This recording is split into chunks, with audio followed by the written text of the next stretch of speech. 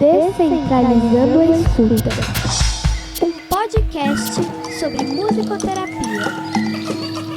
Descentralizando? Isso, tirando do centro. Ah, estourando a bolha. Descentralizando a escuta.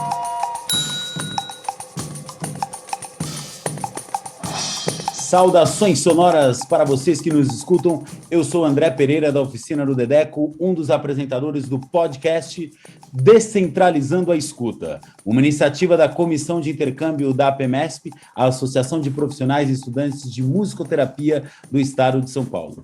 Hoje aqui nas picapes, comandando o áudio e a transmissão, Aline Lapiapari, Cristina Bartel, Cibele Brito, Daniel Palácios e Guilherme Bauman.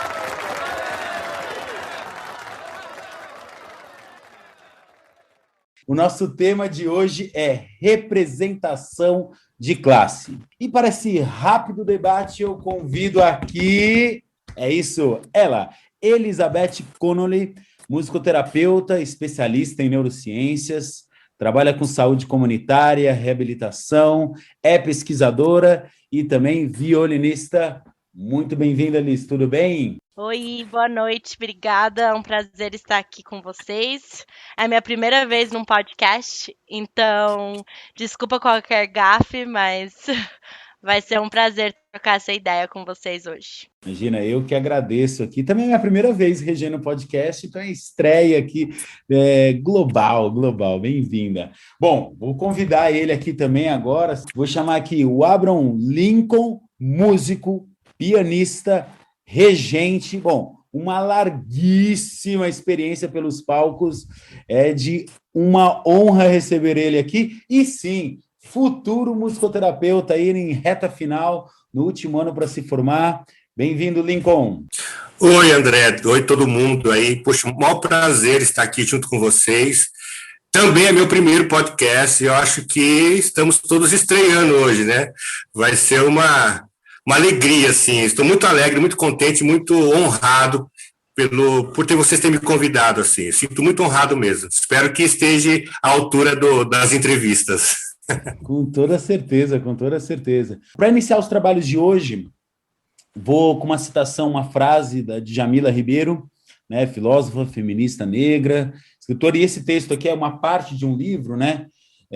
O que é lugar de fala? O lugar social não determina uma consciência discursiva sobre este lugar. Porém, o lugar que ocupamos socialmente nos faz ter experiências distintas e outras perspectivas. Começo abrindo para vocês a primeira pergunta do dia para você. O que é representatividade? Liz. Bom, eu penso, e é lógico que isso é só um pensamento inicial, porque eu acho que existem muitas visões diferentes, mas quando a gente pensa na representatividade, normalmente está associado a uma luta de uma dita minoria, né? E aí eu acho legal a gente trazer, talvez, para um olhar de que muitas vezes as pessoas confundem esse conceito, né? De, não, mas não, as lutas do movimento negro não são minorias, porque a população negra é mais da metade da população brasileira, né?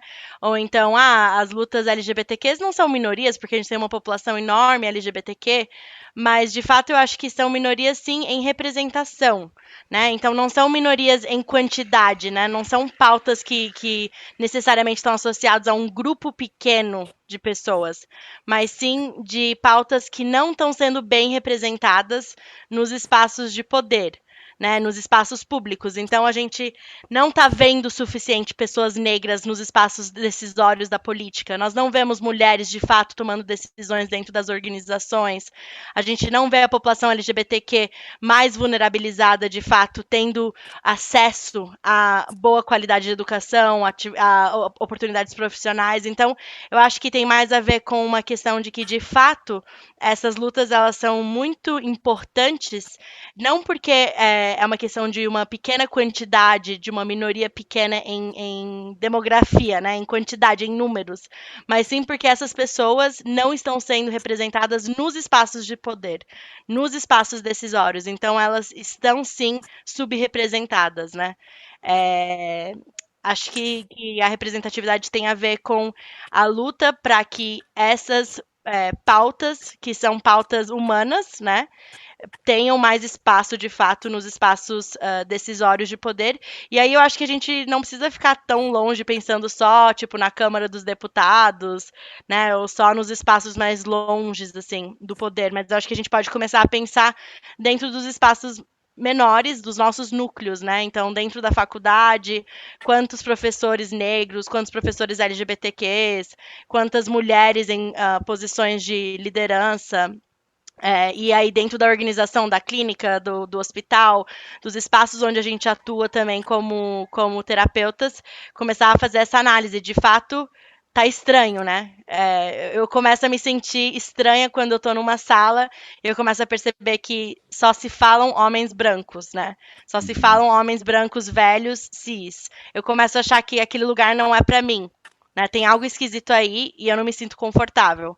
E eu acho que quem se sente confortável num lugar assim deveria pensar um pouco mais sobre isso. É hora de acordar, né? Abrão, para você, o que você pensa? Representatividade. Quando essa pergunta vem, essa palavra vem, o que te toca, o que te mexe aí, o que é para você? Então, André, eu acho que, na verdade, a questão da representatividade dentro de um processo, né? Muitas vezes a gente acha que é sempre dentro de um grande grupo, ou de um grupo das minorias, mas a gente sempre está falando de coisas grandes, né? Da sociedade e de todo um processo. Mas eu acho que representatividade também significa pensarmos em nós mesmos, né?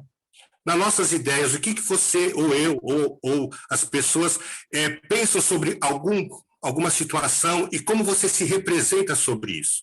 Né? Então, muitas vezes a gente espera que outros, aquele tem que lutar, aquela outra pessoa tem que fazer, aquele porque não tem uma causa, mas nós temos também núcleos pequenos, né? Representar a sua família, representar os seus direitos, aquilo que você acha que você pode lutar, porque muitas vezes nós esperamos que um outro lute pela gente, né? Que um outro trabalhe a questão da representatividade, mas eu não posso ser um representante de alguma coisa, eu mesmo, daquilo que eu acredito, que eu acho que está certo, né? Então, eu vejo que muitas vezes a gente faz um macro, né? E podemos estar esquecendo do micro, porque tudo aquilo que pode ser grande tem que começar pelo micro, tem que começar pelo pequeno, pela célulazinha, e isso vai crescendo. Então, para mim, representatividade não é só do grupo grande, né? Não é só da causa grande, mas daquela pequena célula, daquela pequena coisa, daquele pequeníssimo ponto de vista que você tem, que você defende, que você acredita, que você leva e que você passa de uma forma humanista também para o que está do lado, porque isso vai crescendo todo um processo, isso vai crescendo toda uma forma de ver e você cria depois uma grande evasão daquilo que você está pensando, né? As atitudes pequenas, né? Esse dia a dia da transformação que parte de uma luta diária. Bom, e quando a gente fala de luta, quer complementar, Liz? Eu queria somar aí um pouco do que o Abrão disse, porque eu acho que quando a gente pensa também na representatividade, às vezes a gente tem a tendência de pensar só, de novo, da nossa ótica, né? Isso. Então, de onde nós sofremos injustiças, de onde nós sofremos incômodos ou violências, e aí, a partir disso, a gente assume, lógico, essa luta, essa bandeira e tudo mais. Mas eu acho que quando a gente começa a ampliar um pouco mais, até, vamos dizer, isso seria uma ação de descentralização da escuta também, a gente começa a entender a partir de uma visão um pouco mais ampla. E aí, eu acho que a vida fica mais difícil ainda, porque você começa a se tornar uma pessoa extremamente incomodada.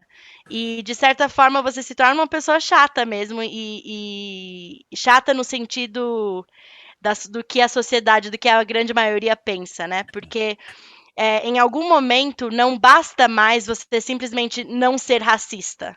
ou simplesmente não ser machista, mas sim você começar a entender que você precisa ser antirracista.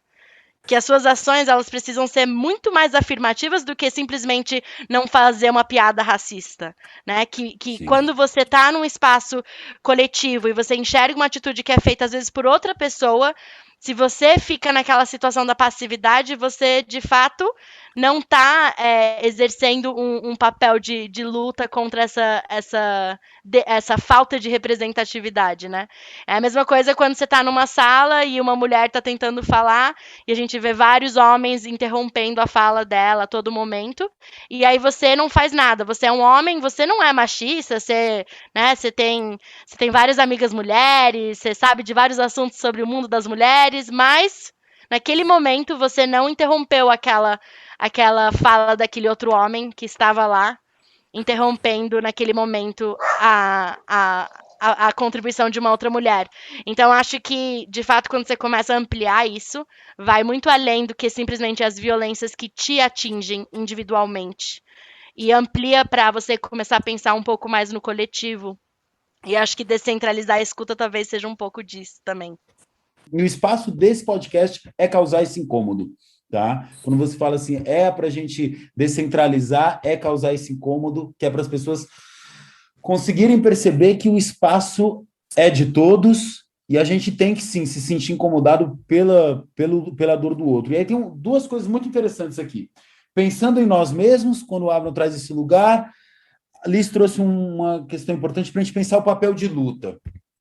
Como que vocês se veem na musicoterapia? Qual que é o seu lugar que você fala assim, aqui eu tenho que lutar por uma representatividade, porque ela me toca, ela é do meu individual. Já encontraram isso? Também fica para o ouvinte aí também. Vem lá, Abram. Tá bom, então, eu acho que isso tem muito a ver com a continuação do que a Liz está falando, porque aquilo que você falou, né? A gente precisa ser, para a gente poder, por exemplo, tomar uma causa, você se defender alguma coisa, né? Você precisa ser tocado por aquilo, né? Então, muitas vezes, o que ela falou, muitas vezes a pessoa tá ali sentado e a mulher está falando, ou seja, tem uma causa ali racista, tem alguma coisa ali errado, mas aquela pessoa não está se tocando daquilo, né? Então, ela precisa, por exemplo, ser tocada, ela precisa entender que aquilo que está acontecendo ali não é bom, que aquilo que está acontecendo ali é racismo. Então, muitas vezes as pessoas passam pela situação e não enxergam porque não foi tocada. A partir do momento que ela se toca, é aquilo que a gente pensa, né? Ela foi tocada e aí ela começa, em todo lugar que ela vê, ela começa a observar. Opa, aqui está acontecendo isso. E aí ela começa a defender uma causa. Eu acho que dentro da musicoterapia, eu acho que é a mesma coisa, né? Eu estou entrando agora nesse mundo, né? Eu sou músico, então, assim, a gente, na verdade, dentro da música, que eu tenho mais experiência, a gente vê muito isso também, né? Através de muitos artistas tentando levar uma causa, tentar levar alguma mensagem, né? Mas eu acredito que dentro da musicoterapia nós somos pequenos, apesar de ser algum tempo já, eu ainda acredito que a musicoterapia está num espaço pequeno, ela precisa se expandir. E isso eu estou falando da minha visão como estudante, né? Eu acredito que tudo que eu vou falar aqui hoje seria sobre a visão de um estudante que está entrando nesse mundo. Não sou tão especialista quanto vocês, que já estão no mundo da musicoterapia, né? Mas eu também levo essa causa como, por exemplo, eu entrei agora nesse mundo e já estou observando algumas coisas que poderiam ser faladas, poderiam ser explanadas, poderiam ser colocadas para que a gente possa, de boca a boca, eu acho que a melhor representação que existe é de boca a boca, sabe? Chegar e falar assim, olha, é assim, ou você está colocando a sua ideia e eu também ouvindo a ideia do outro, porque isso vai criando todo um ideal, né? Então, eu acredito nisso. Eu acho que às vezes a gente pode esquecer um pouco de fazer análise de como o nosso paciente, né, ou o grupo que a gente está atendendo, a comunidade que a gente está atendendo, está nos enxergando. Esse é um exercício, eu acho que essencial. Porque, por mais, eu acho que eu quero acreditar que, em geral, a grande maioria dos musicoterapeutas entram na profissão com boas intenções, né? Com vontades de ajudar, né, de participar na transformação aí de grupos e indivíduos e ajudar na recuperação, na saúde e tudo mais. Mas, independente das nossas boas intenções, a gente carrega uma série de símbolos com a gente, né? Então, não é porque eu tenho boas intenções, que eu tenho vontade de ajudar o meu paciente, que eu quero contribuir para o processo dele, que eu não deixo de ser um homem branco, cis, hétero. Então, o que esses símbolos, o que essas definições, vamos dizer, trazem para o seu paciente que talvez seja um jovem LGBTQ negro de periferia? Como que é essa dissonância entre quem você é naquele espaço, mesmo com todas as suas boas intenções e vontades, e a pessoa que está do outro lado, que está te enxergando talvez a partir da sua carcaça e do que ele entende na sociedade. Então, talvez para aquele jovem negro de periferia, o homem branco negro é o cara que se dá bem na vida sempre, né? Ou é o cara que vai exercer todas as relações de poder com ele no primeiro emprego dele. Então, como que a gente faz essa autoconsciência para que a gente esteja consciente disso? Eu acho que ninguém vai mudar o fato de que você é um homem branco hétero, mas você pode, de fato, mudar a sua visão sobre isso e ter consciência disso, de ter consciência de como o seu paciente está te lendo. Como que ele está te vendo? Eu acho que isso é um exercício constante, não é uma coisa que você vai fazer uma vez na vida e pronto, né? É um exercício constante porque em todos os momentos, em todos os contextos, você vai ter que analisar isso. Então, quem sou eu, né? Acho que a pergunta de qual que é o meu lugar de fala, né? Assim, fazendo esse exercício, eu me enxergo da seguinte forma. Eu sou uma mulher jovem, eu sou bissexual, de fato, no momento eu me relaciono mais com mulheres, então a sociedade me lê como homossexual. Eu sou cis, então de fato eu não sofro das mesmas violências que pessoas trans, por exemplo, sofrem. E eu sou de classe média, então eu tenho uma série de privilégios que pessoas mais vulnerabilizadas não têm. Então, a partir desse lugar, eu entendo a minha interação. E aí, por exemplo, eu sei que talvez se eu estiver atendendo uma família evangélica ou que tem uma abordagem cristã dentro de um outro núcleo de valores e moral, eles podem fazer uma leitura de mim também, né?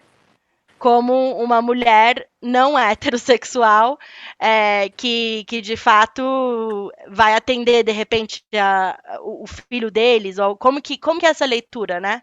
Então, eu preciso ter essa consciência, né? Eu não posso fingir que esses fatores não existem. Eu acho que o grande problema é quando a gente entra numa relativização, sabe? De falar assim, não, todo mundo, amor, todo mundo se gosta, todo mundo, o brasileiro é amigável, gosta de tudo, todo mundo interage, vai dar tudo certo. Mas não, vamos entender de fato de onde a gente tá e como que os outros estão nos lendo. E a partir disso, estabelecer uma relação de troca. Né? Mas a partir da consciência de onde nós estamos, não fingindo que não existem essas violências no mundo, né? Não fingindo que o racismo não existe, não fingindo que o machismo já foi superado, não fingindo que a homossexualidade, enfim, não é uma questão importante, né? Porque afinal, se a gente for pensar, a homossexualidade até muito recentemente estava registrada no DSM como uma doença psiquiátrica e tratada como tal. Então, é muito recente essa retirada do DSM, onde, de fato, os profissionais da saúde começam a entender as pessoas homoafetivas, enfim, da comunidade LGBTQ, não como diagnóstico e sim como seres humanos. Então, o que a gente, como musicoterapeuta, não carrega dessa herança muito recente de patologizar o outro? E eu acho que aí vale para todos os musicoterapeutas que estão escutando essa pergunta, né? Como o paciente te lê, né? Porque aí acho que você abriu um lugar para uma tríplice, assim, uma abordagem triangular aí para esse lugar de fala da musicoterapia. Ele não está só, né, no seu lugar, né? Ele tem ali o paciente e tem nesse triângulo que eu estava pensando aqui, então imagina um triângulo, você que escuta a gente, que é a música. Como é que você faz a música ultrapassar essa carcaça? Porque fora a carcaça tem uma história, né? E essa história que tem que fazer reconhecimento, né? Como que vocês conheceram? O nosso órgão representante de classe, que caminhos vocês acham que esse órgão poderia percorrer que ainda não está percorrendo? Rapidamente, vamos lá. Olha, bom, na verdade eu conheci através da faculdade mesmo, porque assim, rapidamente, eu vim de uma área que é música, tá? Então a visão de músico também é uma visão meio preconceituosa, né? E assim, a gente sabe que dentro desse processo, você ser chamado de músico, somente aqui no nosso país, é uma questão de você não trabalhar, é uma questão de você não ter uma profissão. Então, quando você fala musicoterapeuta, o músico está vindo antes do terapeuta. Então, isso é uma questão de muitas pessoas pensam, peraí, você é músico e terapeuta, né?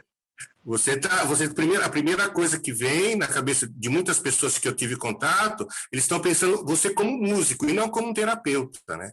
Então, eu senti também um pouquinho esse lado de sair desse mundo de música para entrar no mundo da terapia, que é a área da saúde. Então, uma das coisas que assim, eu vou falar como experiência mesmo. Quando eu cheguei dentro da faculdade, poxa vida, as pessoas estavam... Olha que interessante, as pessoas de outros cursos, né, de fono, de outros cursos que tinham, nos olhavam como músicos, e não como musicoterapeutas. Então, tem que fazer sei lá, receber os calouros, vamos fazer música, chama os musicoterapeutas, tem que fazer tal coisa, vamos fazer música, tem que chamar os musicoterapeutas. Então a gente não está trabalhando como musicoterapeuta, a gente está trabalhando como músico, estamos trabalhando na área do entretenimento. Então eu acho que é uma coisa que poderia ser, assim, a musicoterapia, e depois você vai estudando e você vai se aprofundando, você vai sentindo que isso é muita ciência. É muita ciência, até demais, assim, até tenho uma amiga minha, musicista também, que agora começou esse ano na faculdade, e aí ela se assustou, falou, mas eu tenho que estudar tudo isso? Porque a pessoa entrou achando que ia estudar música. Então, é um campo de conforto. Então, isso é uma coisa que eu acho que, por exemplo, é um outro caminho de transformar. Outra coisa assim que eu acho que vem bem a calhar a questão da relação do Covid agora, né? Que nós somos da área da saúde, mas na relação lá do instrutivo do governo não veio musicoterapeuta. Veio todas as áreas, mas o musicoterapeuta não está. Então, peraí, o musicoterapeuta é da saúde, mas não é da saúde? Então, que limbo que nós estamos? Como é que está essa relação? Entendeu? Então a gente vê que as pessoas de fora nos olham, eu estou falando como estudante, ainda estou falando como estudante. Eu sei que, com certeza, quem está há mais tempo na área já tem uma outra visão, mas eu estou ainda vendo essa coisa de transformação, ainda de musicoterapia, saindo do mundo da música, mas fazendo terapia. E se eu estiver errado, por favor, me corrige. É uma visão que eu estou tendo, entendeu? Então eu acho que dentro desse patamar, nós somos a área da saúde. Eu acho que transpor isso daí para uma questão mais médica mesmo, né? Na questão mais medicina mesmo. É uma visão que eu acho que é um caminho que eu acho que está faltando. Essa é a minha visão. Abraão, é perfeito, porque falta realmente se firmar, né? Quem somos, onde estamos ali, né? Qual é a nossa luta? E aí acho que é bem pertinente quando a gente pensa de órgão de classe. E fala, Liz. O meu contato, assim, com a APMESP, né, com a associação aqui de São Paulo, foi interessante, porque primeiramente foi na faculdade, mas foi um contato mais, acho que, burocrático e um pouco mais frio, né? Eu lembro que na época, alguns representantes da associação, no meu primeiro semestre, já vai fazer um tempo, hein? Acho que já faz uns 10 anos, oficialmente. Os representantes da PMESP colaram lá na universidade e tal, mas aí era mais como, tipo, avisos, coisas burocráticas importantes, assim, da associação. Então, naquele momento, eu já achava que era só uma questão burocrática. Eu não entendia muito o papel daquilo e como que aquilo, de fato, iria me ajudar na minha trajetória, assim, como profissional. Mas aos poucos, eu acho que no decorrer aí da minha formação, e de fato depois de me formar, eu comecei a entender muito mais a importância dessa organização de classe. E aí eu acho que aos poucos vou me aproximando mais e tentando colaborar da forma que eu posso, porque agora eu entendo muito mais o valor real na sociedade, né? De você representar uma coletividade e da necessidade disso, né? Não basta, de fato, você estar sozinho numa profissão tão neném como a musicoterapia, né?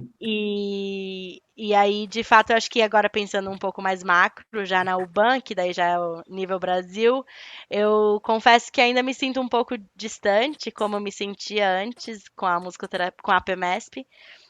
Para mim ainda é um pouco mais burocrático do que próximo, né? Ainda não tenho um vínculo assim tão forte com a UBAN, mas tenho percebido aí com algumas novas movimentações que tem bastante interesse de se aproximar mais, né? Então tô bem interessada também em formar um vínculo mais próximo com a UBAN e tentar participar mais ativamente também. Isso aí, Uban, segue a gente, escuta o nosso podcast, hein, Uban? Bom, pessoal, agora é aquele momento que a gente chama de momento.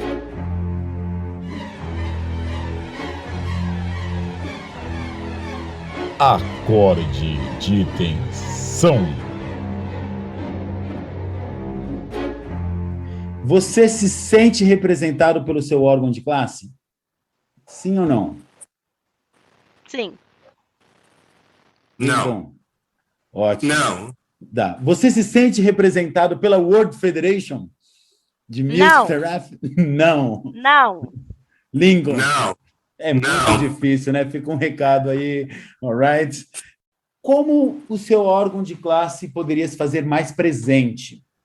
Né? E aí, o órgão de classe a gente está agora abrindo. Acho que a Liz já deu essa superpotência agora de jogar o BAN, a gente pode jogar o Comitê Latino-Americano, a gente joga o World Federation, a gente tem que pensar isso, né? Porque a gente tem uma questão regional, estadual, mas é nessa amplitude. O que esses órgãos de classe poderiam fazer para serem mais presentes? Eu acho que, na minha visão, duas coisas. Uma, escolher menos pautas e fazê-las mais potentes. Então, eu queria saber quais são as 3 coisas mais importantes para a PMESP, na ponta da língua, nesse momento. Uou. E eu não sei essa resposta. Eu penso que a PMESP está envolvida com muitas coisas importantes, mas eu não sei dizer quais são as 3 coisas mais importantes. E eu acho que isso é importante para criar um vínculo. E aí nas outras esferas também, eu queria saber quais são as 3 coisas que a UBAN não dorme sem pensar. E eu acho que isso ajudaria a gente a vestir mais a camisa e se sentir mais representado, né? Falar, putz, o meu órgão tá lutando agora por isso, e eu sei que eles fazem muitas coisas, mas essa é uma pauta que não sai da cabeça dos caras, e eles estão nessa, assim. E a segunda coisa é, de fato, buscar compreender mais como é o trabalho dos associados. Como é a realidade de trabalho dos associados. Então, ter um trabalho mais próximo de entender de fato como que aquele musicoterapeuta está atuando naquela clínica, naquele projeto, conhecer de perto mais os projetos. Eu acho que a gente tem essas diferenças de níveis, né, do Comitê Latino, da UBAN, da PMS, justamente para poder permitir um pouco mais de proximidade. Então, acho que de fato falta ainda, ou algo que poderia melhorar, conhecer mais de fato o trabalho dos associados, quem forma essa associação. E valeu um olhar terapêutico aí para todas as associações. Adorei os 3 pontos. O que a UBAN vai para a cama na cabeça com as 3 coisas? É excelente isso, excelente esse lugar, porque é muito simples na realidade, né? É uma transparência aí, né? Transparência de planejamento e um foco, um norteador. Lincoln, você... Eu, como estudante, eu vejo assim, eu acredito que a PMESP, ou então, é como um time de futebol, né? Investir mais na base, né? Entendeu? Chegar mais, se apresentar para a base, né? Então, pensando sempre no time principal, tá pensando sempre, né? Poxa, nós somos jogadores aí que estamos na base, estamos entrando, mas a gente não tem conhecimento, a gente vai... Eu acredito, eu estou me formando esse ano, E tá, tudo bem, me formei no final do ano, do final do ano, começo do ano que vem, tá, eu vou ter que me associar à PMSP, tá, tudo bem, mas e aí? O que eu faço? Entendeu? Então, eu acho que esse investimento de 3 anos, já que o curso é curto, fazer um investimento aí na base dos jogadores aí, dos júniores aí. Descentraliza a Série A, né? Quase isso. Descentraliza a Série A. Adorei. O pessoal da Série B, Série C, Série D aí. E, Abrão, eu acho que, olha, na época que eu fiz eram 4 anos e eu também me formei totalmente perdida. E às vezes eu me sinto ainda perdida. Então, se você se formou em 3 anos, eu imagino ainda mais como você tá perdido. Você acredita? Bem-vindo, bem-vindo. Tamo junto. Eu tenho 2 anos tendo um de online, né? Então. Como o ano passado foi online, então você imagina. E a gente tem essa questão, né, de estar presente, né? E com qualquer delay que a gente tenha, como é que você resolve isso tudo online, né? Esse sentimento. E aí, se abrir uma coisa, é isso, né? A gente tem que descentralizar para conseguir centralizar, né? Com certeza. Para encontrar esse norte. Estamos chegando ao final, eu quero saber uma pergunta de vocês, entre vocês, entre os nossos convidados. O que vocês perguntariam um para o outro agora? Nesse momento, o ouvinte também pode se perguntar, né? Você que está ouvindo a gente, pode aí pelas redes, né, pelos canais oficiais, mandar alguma pergunta também, que acha interessante contemplar nas próximas entrevistas, nos próximos, né, o seu momento. Vocês dois. O que um perguntaria para o outro? Quem começa essa rodada? Vamos lá. Eu vou começar.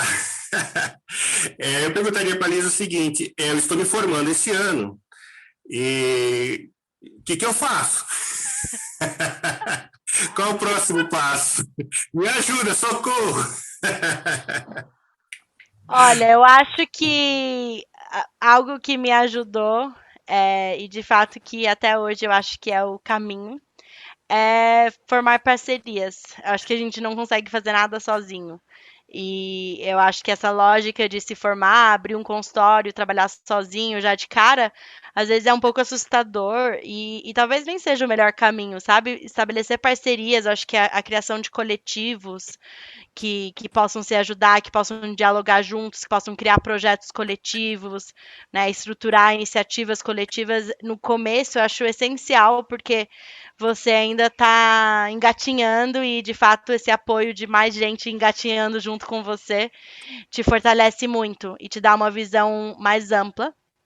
Então, se eu pudesse dizer uma dica, seria que você encontrasse aí parceiros que caminham junto, que compartilham algumas das mesmas ideias e criar projetos coletivos, né? Mesmo que seja uma dupla de 2, mas que seja alguém mais que possa ressoar e que possa fazer um contraponto aí com a sua visão, com a sua escuta, com o seu olhar, assim, clínico também.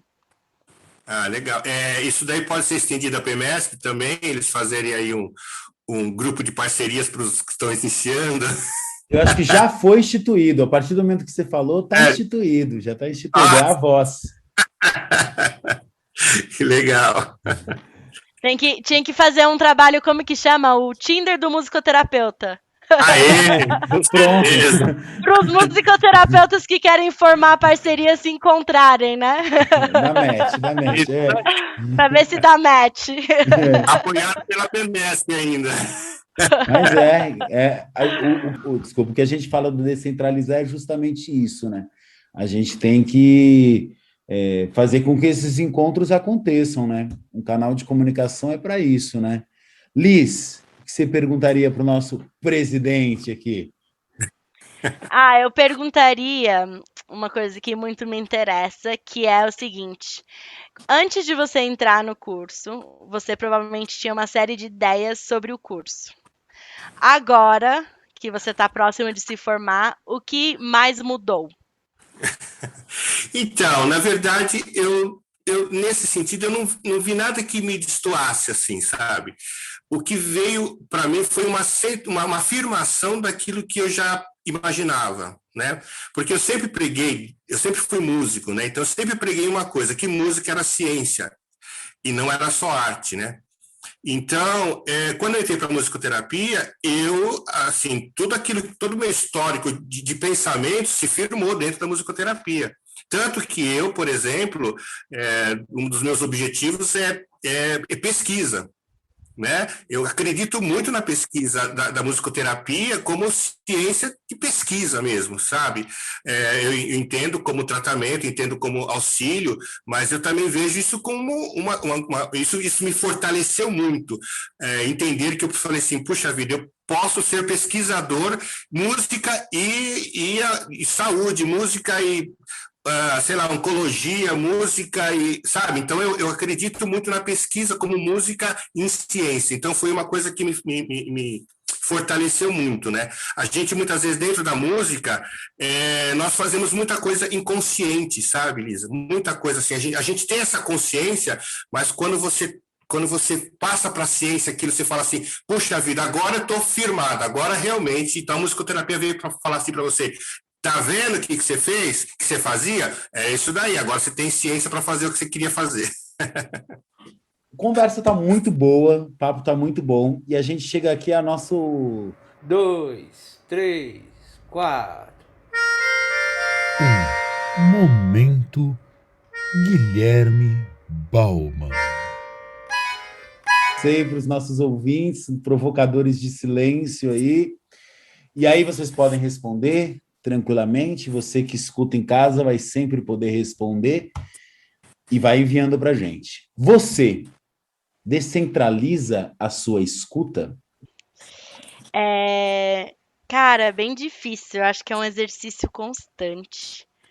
E, e eu acredito que hoje em dia, assim, o meu pensamento é o seguinte, que não existe de fato uma escuta que é 100%